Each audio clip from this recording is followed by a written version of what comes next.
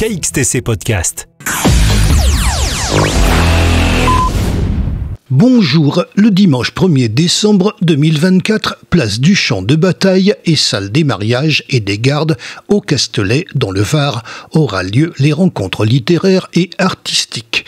Nous avons demandé à Jean-Pierre Guillermou, président de l'association Lité Lito, des précisions complémentaires sur cette manifestation.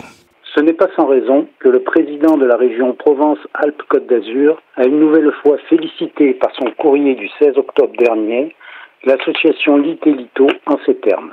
Votre talent, votre engagement contribuent incontestablement au rayonnement et au succès de l'ensemble de nos territoires.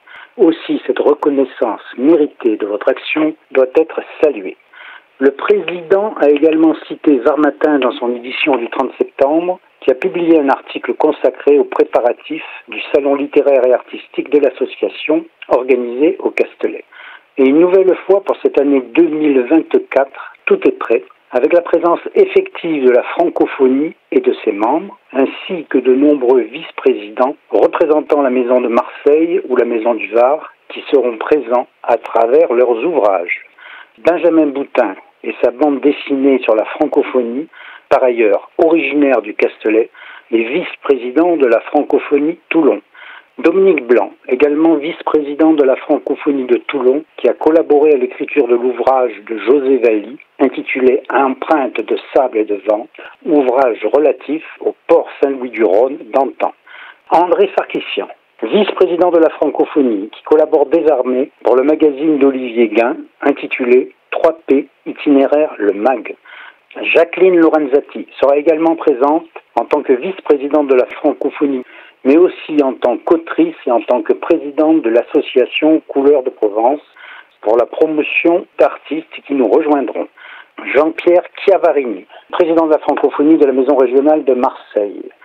Sur les thèmes, entre autres, de la laïcité, seront également parmi nous Claude Hardide, journaliste, auteur et président d'honneur du Salon, avec la participation de Boris Cyrulnik, de l'artiste Johanna Lisa, de Jean-Michel Aupi, illustrateur et auteur, Daniel Israël, conteur, qui, comme chaque année, nous passionnera en évoquant une star disparue, ou peut-être même plusieurs.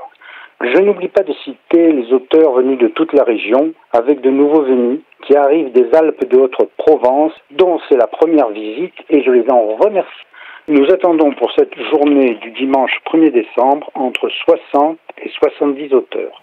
Je remercie bien entendu toutes les actions littéraires varoises, leurs éditeurs, les agents d'auteurs qui ont œuvré pour la présence effective de nos artistes, écrivains et peintres qui chaque année participent à ce moment de bonheur partagé.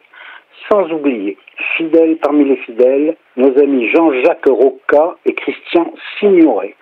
Jean-Philippe Lafont, fondateur des éditions La Trace, qui rendra hommage à M. Cadéot, disparu cette année, hommage rendu par le biais de François Mouraine Provençal.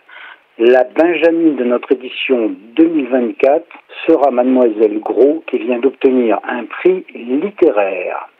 Ce dimanche au Castelet Village sera une journée d'échange, de rencontres et de dédicaces avec la collaboration d'éditeurs et libraires.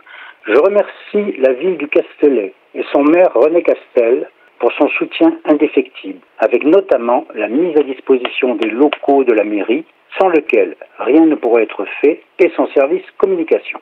KXTC Podcast.